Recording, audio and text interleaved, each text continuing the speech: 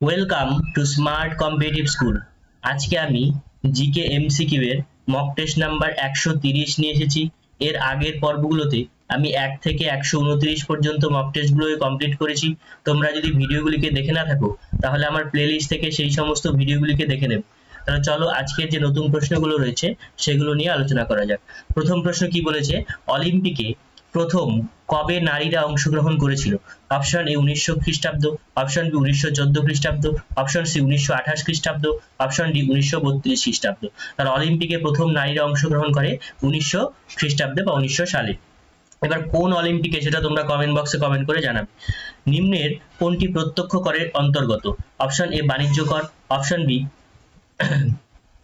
B আমদানি এবং রপ্তানি কর, অপশন সি আয়কর, অপশন ডি কেন্দ্রীয় অন্তঃশুল্ক কর। তাহলে প্রত্যক্ষ কর কোনটা? প্রত্যক্ষ কর অবশ্যই কোনটা হবে? আয়কর। আয়কর হচ্ছে প্রত্যক্ষ করের উদাহরণ, মানে ডিরেক্ট ট্যাক্স। ঠিক আছে, এবার তোমরা কমেন্ট বক্সে কমেন্ট করে জানাবে জিএসটি এটা কোন ধরনের ট্যাক্স, ডিরেক্ট না ইনডিরেক্ট। নরসিংহাম কমিটি কত সালে গঠিত হয়েছিল? Option A 1991, option B 1914, option C 1920, option D 1922। তাহলে নরসিংহাম কমিটি গঠিত হয় 1991 খ্রিস্টাব্দে। তথ্য জানার অধিকার আইন কত সালে পাশ হয়েছিল?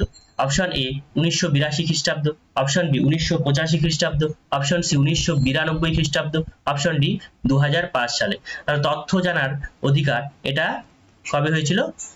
2005 সালে। ন্যাশনাল টেকনোলজি ডে কবে পালন করা হয়? অপশন এ 11ই মার্চ, অপশন বি 21শে এপ্রিল, অপশন সি 18ই সেপ্টেম্বর, অপশন ডি 11ই মে। তাহলে ন্যাশনাল টেকনোলজি ডে পালন করা হয় 11ই মে। ভারতের নেপোলিয়ান কাকে বলা হয়? Option A Samudragupta, option B Sher Shah, option C Ashoka, option D Chandragupta. তাহলে ভারতের নেপোলিয়ান বলা হয় কাকে? সমুদ্রগুপ্তকে। Option A.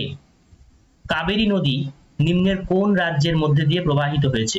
Option A Kerala, option B Andhra Pradesh, option C Gujarat, option D Chhattisgarh. তাহলে কাবেরী নদী কোন রাজ্যের মধ্যে দিয়ে গেছে?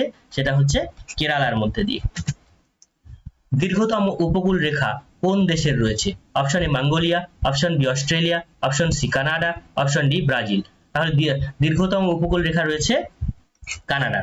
আর ভারতবর্ষের দীর্ঘতম উপকূল রেখা কোন রাজ্যে রয়েছে সেটা তোমরা কমেন্ট বক্সে কমেন্ট করে জানাবে। সংবিধানের কোন অংশে পঞ্চায়েতি ব্যবস্থার উল্লেখ রয়েছে? অপশন এ তৃতীয় অংশে, option B part number 4, option C 9, option D 12। তাহলে পঞ্চায়েত ব্যবস্থার উল্লেখ রয়েছে কোন অংশে? সেটা হচ্ছে 9 নম্বর পার্টে। এবার মিউনিসিপ্যালিটি কোন পার্টে রয়েছে সেটা তোমরা কমেন্ট বক্সে কমেন্ট করে জানাবে। ভারত আক্রমণে কে বাবরকে আমন্ত্রণ করেছিলেন? Option A Ibrahim Lodi, option B Sikandar Lodi, option C Daulat Khan Lodi, option D Sher Khan. তাহলে ভারত আক্রমণে বাবরকে আমন্ত্রণ করেছিলেন কে? দৌলত খাঁ লোদি। প্রশ্নগুলো তোমাদের যদি ভালো লাগে, চ্যানেলটি যদি তোমাদের পছন্দের মনে হয়, তাহলে অবশ্যই তোমরা চ্যানেলটিকে সাবস্ক্রাইব করবে এবং কোনো সমস্যা হলে কমেন্ট বক্সে কমেন্ট করে জানাবে। Thank you.